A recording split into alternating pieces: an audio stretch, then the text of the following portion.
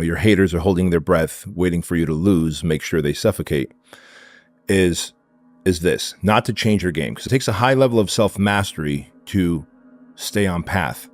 Those that are influenced by their haters, by their naysayers, and then therefore change their game, you're absolutely right. You end up winning a game that you were never intending to play in the first place, which is absolutely idiotic.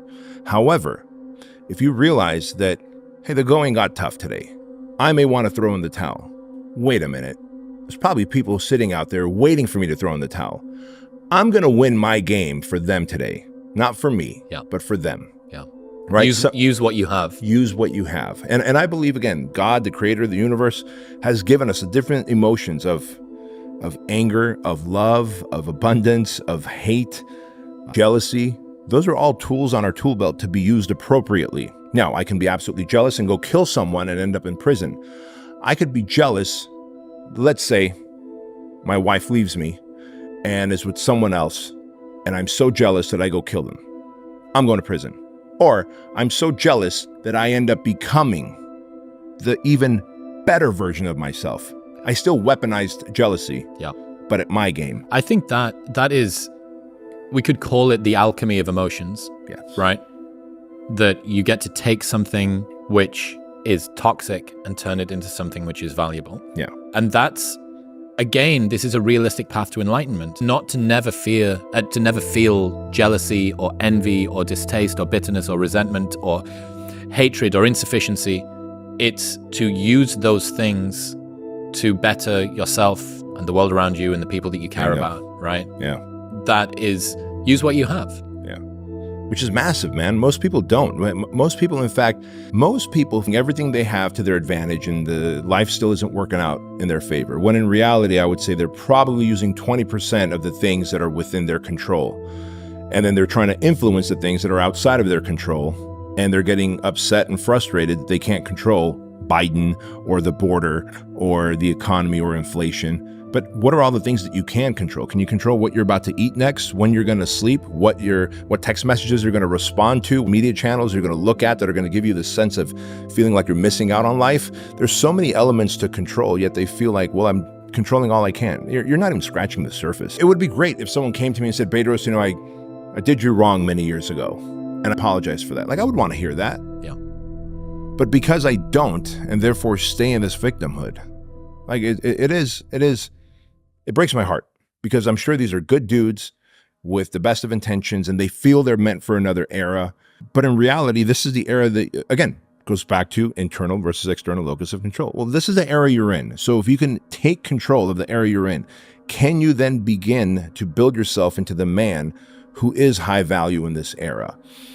I'm sure there's things they can do, plenty of them. Start working out, start listening to podcasts that you actually value and get value from.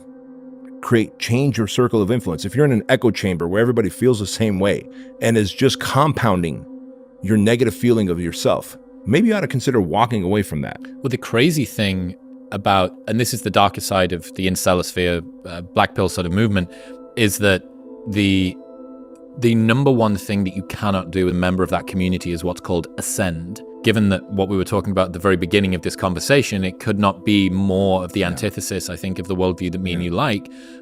So in these communities, it's not just, if you were to say that you got a girl's phone number today, that would be absolutely like insane and unbelievable and would absolutely get you kicked out of the group. If you were to say the barista at Starbucks' eyes lingered on you for longer than you thought was normal today, that maybe there's a glimmer of hope. And the reason that ascending, or even the inclination of ascension, is so disparaged in the black pill community, at least in the incel community, black pill slightly different. In the incel community, the reason it's so disparaged is that I think it gives hope. Right. Oh, well, maybe this isn't completely just fatalistically determined and at the mercy of the universe. Because if this person was able to enact some change or have a good thing happen to them, maybe that can happen to me. And as soon as you posit hope, you then posit the potential for disappointment, right? Yeah. It's sour grapes at an existential level. Yeah. That's what you want. And also, hope also, once you have hope, we're forced then to take action next. Yeah. And let's take it. The reality is, in action, sitting there playing their video games, Cheeto dust in their belly buttons in their mom's basement is far more convenient and requires less effort and less momentum and less inertia than actually feeling hope and therefore taking action. Because if that guy actually, let's use that guy, he went to Starbucks, barista actually smiled and gave him a wink, and then on the hot cup of chai latte, her phone number. And he shared this in the group. Now he's got hope. Whether he shares it or not, now he has to take action. He's gonna have to call her. If he calls her, now she says, yes, let's go out. He's gonna have to comb his hair, brush his teeth. My God, he might actually have to bathe. Like, look at the series of actions. And if she actually likes him, he may decide, I gotta work out to keep her. There's a series of actions that these guys don't want to take. Again, I believe the incel community is the most toxic, damaging community, and it's a bucket of crabs. You know how bucket of crabs operate, right? And let's share it for your audience. Like, if there's a 5-gallon bucket of crabs, there's no lid required for that bucket of crabs, because when the ambitious crab begins to climb on top of the rest and starts lifting itself up by grabbing the rim of that bucket, instinctively those crabs at the bottom will grab their legs and pull them down. And so the fisherman never has to put a lid on the bucket of crabs that are alive, because he knows that they will police each other and pull them down. That is the incel community. And so they absolutely look down upon hope, because hope leads to action, and action means that you might free yourself from here.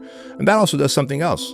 Holy shit, that holds a mirror up to me and says, I might have to actually take some action. And well, that's inconvenient. I'd rather jack off to Pornhub or OnlyFans and keep playing my video games versus actually put some sunlight on my body and get rid of my gelatinous body and do something like decent, like string a pair of words together that make a cohesive sentence. It breaks my heart, but it does them from what they need to hear, which is they are still losers and they are actively living as part of the unwashed masses, and they will continue to stay peasants and will soon, as they get older, come to the realization that a decade has gone by and valuable time has been wasted, and they need to hear this. As much as my heart bleeds for them, and I wish I could just parachute into the incel fucking annual World Conference convention and shake everyone by the shoulder and just say, let's go. Like, that's what I would do if I could. But I can't, so they need to hear the message that a decade's gonna go by and they're gonna see things and feel things differently and realize that time was absolutely wasted and you will never get it back. You say the emotionally immature man seeks out motivation to do something hard one time. The emotionally mature man uses discipline to do something hard 1,000 times. Why is emotional maturity related to motivation and discipline? Good question, because when you have emotional maturity, you realize that some days you're not going to sleep well. Some days you're going to wake up and you've got your schedule and everything's planned out and the poop hits the fan. You got to eat those shit sandwiches, right? And whether things go well or not that day, the emotionally mature man will still do what he has to do to stack his wins, to focus on his purpose, whereas the emotionally immature man will say, well, I didn't sleep well, I had nightmares, so I'll stay in bed. I didn't sleep well, or it's raining outside, it's cold outside, I don't feel good. I just woke up and the airplanes hit the World Trade Center, so I guess I have to change my pattern of life. You have to stay the course no matter what. And it takes a high level of emotional maturity, because your emotions dictate your motion, like what you're going to do. And so if you have emotional maturity, you're more likely to lean into discipline when things are suboptimal. If you lack emotional maturity, then how you feel determines what you do next, which is very damaging to outcome-driven humans. I was feeling pretty shitty. And then it's like, I've got the show on the Monday, and this is the first one of the work in progress shows, and it's all the rest of it. And I've got fucking COVID, right? And say what you want for the people out there. I'm all for COVID only killed, like, the old and the unhealthy and the blood people with the predisposition and all the rest of it. Like, lockdowns were over the top and we didn't need to respond in the way that we did and all the rest of it. Let me tell you, it is no fucking joke, right? I'm 35 with 4-figure testosterone and it killed me. It absolutely sideswiped me. And then I'm out the other side. I test negative for being able to, like, whatever. I've done the incubation period, so I'm fine to do the show, but I still feel like absolute dog shit. My HRV's in the tank, my resting heart rate's through the roof. Even like my blood oxygen isn't there. I can tell that I use a Whoop. Right. And I feel my felt senses, thoughts are muddy, coughing, throat's not clear. My speech and diction coach, Miles, who is he's pro voice rest for stuff like this. And I had like a little counselor, the council of elders that I had to Jimmy Carr said that he thought I shouldn't do it because he said, look, you're so early on in your live tour career that if you have a bad show, it might knock your confidence, and that could be a difficult spiral cascade to get back out of. I spoke to Miles, and Miles said, I think that you should do it because I think that it's a good opportunity to get on stage. But the reason that I did it, because I'm still fundamentally psychotic, is that I realized if I was able to perform well on stage only 7 days after I'd had COVID, still feeling like dog shit, that when I'm on tour, we're doing Edmonton and Calgary and Toronto in the middle of December. If I'm freezing cold and we've slept in some shithouse hotel, or maybe the flight got cancelled and we haven't slept at all and we've been in the airport overnight, how hard is this going to be? I fucking did it just recovering from COVID. So it was like a flag that I was planting in the ground to prove to myself, this is the level that I can get to. Most of us are aware of IQ and EQ. And I think the factor that most people aren't aware of is the AQ, the adversity quotient.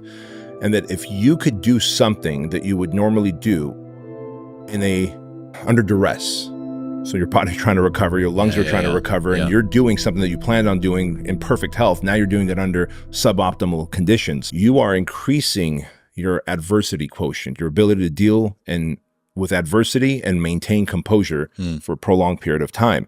That then directly has influence on the IQ and EQ as well. It becomes a self-fulfilling prophecy because you're like, holy shit, if I could do this, what else can I do? What else can I do? It gives you a high level of competency and therefore confidence. There's a competency-confidence loop, right? And it goes, well, maybe I can actually invest in increasing my intelligence more. I can probably become a more emotionally connected human. That then allows you to go, I can probably do more things under duress, higher adversity quotient. Yeah, Ryan Holiday says, self-belief is overrated. I prefer evidence. And that was like a strategic piece of evidence. And it was probably risky, right? Looking back, I know how risky it was, but I was able to do it. And I'm like, oh, cool. Well, if I step out on stage and it breaks loose and the lights go out and all the rest of it, like I still might shit myself, but I've at least got one kind of difficult thing that I overcame that makes me feel like, fuck, yeah. I feel good about myself for having done that. So, but going back to what you said real quick, remember what you're going to say, because you said something so profound earlier. That line where you made that decision to go on stage versus not. Yep. Or you consulted with your elders and ultimately you made that decision. Let's say all the elders said, bro, stay in bed, recover. And you're like, fuck it. Disregarded it. Yeah. That line is so thin, man. It is so easy to justify and negotiate with your inner self and go, fuck it, I'll stay in bed. And then only to realize I just stacked a big L, right? And that line is super thin. And if we can just cross that chasm into doing what's right, which is choose adversity under duress and watch how you continue to turn up that thermostat of the higher self. That's how people get to, you get anybody that's done anything particularly spectacular in their life. And you think, how is someone able to achieve this work rate? I often look at Rogan and I think, Jesus fucking Christ, man, like the show, the comedy, the UFC, the leisure time and the friends and like that. And I'm like, wow. Like even from me, someone that's seen it firsthand, it's still like it's like the guy's got a day or something like that. But the thing that you realize as you reflect on your own ability to progress is, well, I see my development. I see where my life used to be and my capacity used to be, and I remember the texture of my own mind a little bit. I always used to think it'd be really cool, you can take a photo and that's kind of a snapshot in time of what you can see. I'd love to be able to take a snapshot in mind of the texture of your own existence and be able to go back and visit it. Right. What would it like to be 2013, Chris? Let me just drop in for 5 minutes. Oh my God. Do you remember all of the things that used to capture my attention and the fears I had and the rumination? Wow, I didn't even realize that this world that I could tap it. And then you get to get pulled back out of it and getting, because you can even see the number on the scale, the difference in the photos of your body, like the development, but the development of the texture of your mind, you can only ever experience your past experience through the experience you have now. And it limits your theory of mind for yourself for your past self, right? And I thought it would be cool if there was maybe Elon with Neuralink will be able to make. I was going to say, if anyone's going to pull that off, it's going to be Elon. Yep. But think about what an advantage it would give us to see like how much growth we've had, or how much we haven't. Yeah, like, fuck, decades gone by, and I'm still that guy complaining about the government and taxes and inflation and what's happening instead of actually becoming the hero in my own journey.